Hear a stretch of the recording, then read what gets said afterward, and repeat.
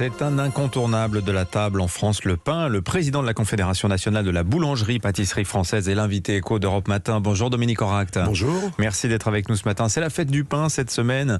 Vous organisez un grand événement sur le parvis de Notre-Dame jusqu'à dimanche avec des concours, de la meilleure baguette, des dégustations aussi de ce pain fait par nous, pour vous. C'est votre slogan. Vous insistez sur le caractère artisanal du pain que vous défendez, Dominique Oract. Tout à fait. Écoutez, c'est un peu c'est le slogan de Boulanger de France. Fait par nous, fait pour vous. On prône surtout le fait maison artisanal, la qualité de ce pain. En fait, cette baguette qu'on veut déposer. Alors, il y a cette malheureuse polémique en ce moment, on va l'évacuer rapidement parce que c'est anecdotique, mais enfin c'est quand même un peu contrariant. Le lauréat du prix de la meilleure baguette de Paris, qui traditionnellement a l'honneur de fournir l'Élysée pendant un an, il s'appelle Makram Akrout, il est dans le 12e arrondissement. Il est rattrapé par des propos anti-français qu'il aurait tenus sur les réseaux sociaux. Alors lui dit s'être fait pirater son compte. Alors évidemment, c'est fâcheux. Alors ce qu'il faut savoir, c'est un concours organisé par la mairie de Paris, c'est le seul en France. Évidemment que c'est fâcheux d'avoir des propos haineux parce que effectivement, le boulanger qui est couronné à Paris, c'est un gars qui va monter vraiment, il va partir, il va être connu dans tous les journaux, les télés, etc. Il prône, il emmène également toute la profession. Vous lui en voulez ? L'image de marque. Vous lui en voulez ? Je lui en veux. Alors je sais pas, il faut que ça soit probant, mais évidemment que on doit pas tout mélanger, c'est-à-dire la politique, la religion et aussi et ce métier. Vous savez, la boulangerie, c'est le partage. Copain, ça vient du mot partager le pain. Donc effectivement, le lien social qu'on défend aussi, tout ça, ça va pas avec ça. Combien y a-t-il de boulangeries en France aujourd'hui, Dominique Oract ? Comment se porte la profession ? Est-ce que vous avez souffert de la pandémie ? Toutes ces questions qu'on se pose justement du fait de votre présence. Écoutez, la boulangerie, c'est 33 000 boulangeries en France artisanales. Je défends bien, donc pratiquement une dans chaque commune. Et elle va plutôt pas mal. Elle a souffert pendant le premier confinement, puisque c'était entre moins 40 et moins 60%. Mais les gens étaient très courageux, ils ont ouvert, et les clients étaient aussi au rendez-vous. Donc ça montre aussi la mission de ce métier. Alors effectivement, on a des grands sujets en ce moment, c'est l'emploi. On a plus de 9000 postes à pourvoir et ça dure. Donc on est en train d'essayer de recruter, d'avoir des jeunes, les encourager à venir se faire ce métier avec lesquels ils ont forcément un CDI et voir une belle carrière. Il y a un problème d'attractivité, comme on peut le voir dans l'hôtellerie-restauration. Pourquoi ? Pour des questions de conditions de travail. C'est un emploi de lève-tôt, on le sait bien, la boulangerie, mais des questions de salaire aussi également, Dominique Oract. Écoutez, il y a sûrement différentes choses à peut-être remettre en ligne, mais je crois qu'on souffre surtout de cette image de marque. Vous savez, il y a eu un sondage qui disait on adore la boulangerie à 95% et par contre on n'y mettrait pas nos enfants parce qu'on pense que c'est dur. Vous savez encore l'image de la maison des hôtes de Bernard Clavel. Mais on sait aujourd'hui que le code du travail est le même pour tout le monde. Les conditions de travail se sont beaucoup améliorées mais il reste cette image du métier manuel avec lequel les parents voyaient quelquefois en disant je veux quand même qu'il fasse un bac pro. C'est-à-dire que le CAP n'a pas une belle image aujourd'hui. Donc je pense qu'il faut qu'on revoie vraiment cette image, c'est sur laquelle on travaille. Après, il y aura les salaires, les conditions, etc. Mais c'est vraiment, il faut arriver à passer ce message aux jeunes parce qu'on en perd aussi beaucoup dans la formation parce que il faut travailler le week-end et se lever tôt. Mais vous voulez dire, ils se lancent dans la formation et finalement ils arrêtent, ils décrochent.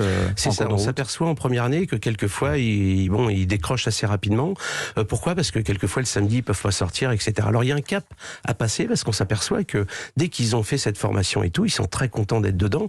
J'ai même croisé des gens qui avaient arrêté au bout de 20 ans en se disant si j'avais su, j'aurais vraiment gardé ce métier. Combien gagne un boulanger en moyenne en France, Dominique Oract ? Écoutez, on a une grille qui est au-dessus du SMIC, évidemment.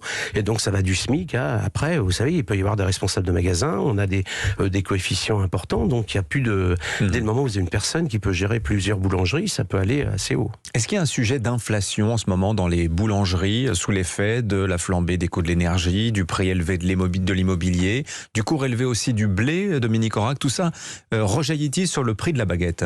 Oui, évidemment, chaque boulanger est responsable de ses tarifs, mais il faut qu'il pérennise son affaire. Donc quand on voit le blé qui a pris 20%, ça c'est pas à cause des agriculteurs, il faut qu'ils gagnent leur vie dessus. Vous me disiez c'est 86 centimes en moyenne le prix d'une baguette, pas la baguette tradition, mais la baguette de base c'est 86 centimes. Tout à fait. 20 de plus qu'il y a 20 ans à peu près. Tout à fait, elle a pris 20 centimes en 20 ans. Je parle pour la baguette moyenne en France. Oui, parce qu'il y a une premiumisation de l'offre aussi, il faut bien le dire. c'est très frappant quand on se souvient de la boulangerie il y a 30-40 ans par rapport à aujourd'hui avec pléthore d'offres de pain, de variétés particulières. Dominique Enracte aussi, on se rattrape là-dessus. Tout à fait, il y a de la valeur ajoutée, il y a de la pâtisserie. Alors le pain n'est pas d'un mauvais coef, mais ça chiffre pas. C'est-à-dire que vous êtes entre 80 centimes et 1,20 €, 1,30 € par exemple pour une tradition. C'est les us et coutumes qu'il peut y avoir.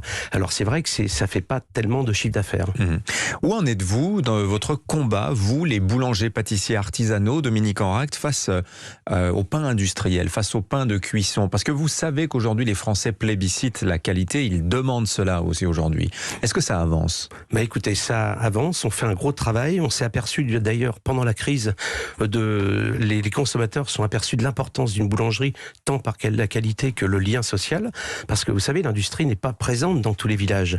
Et il y a des villages où il y a 800 habitants et il y a une boulangerie et c'est un lien social, c'est le cœur du village. Donc il y a ce lien social, mais aussi cette qualité parce que c'est du blé local, c'est des produits aussi. Vous savez, vous avez dans toutes les régions, les blés sont différents. Eh bien la baguette va être différente parce que les boulangers auront une recette et une matière première différente. Donc c'est un combat qu'on mène et qui marche plutôt bien. Autre combat que vous menez depuis longtemps, voir la baguette entrer un jour au patrimoine mondial de l'UNESCO. Alors la candidature française est poussée depuis le début de l'année, mais est-ce que ça avance à l'heure où l'on se parle, Dominique Enracte? Bah écoutez, on est plutôt optimiste, puisque là on vient de passer une étape importante, c'est-à-dire qu'on était choisi par la France pour défendre les couleurs, puisque c'est un dossier tous les 2 ans. Et là donc on est parti à l'international avec Véronique Roger-Lacan, ambassadrice de France à l'UNESCO, qui donc porte ce dossier.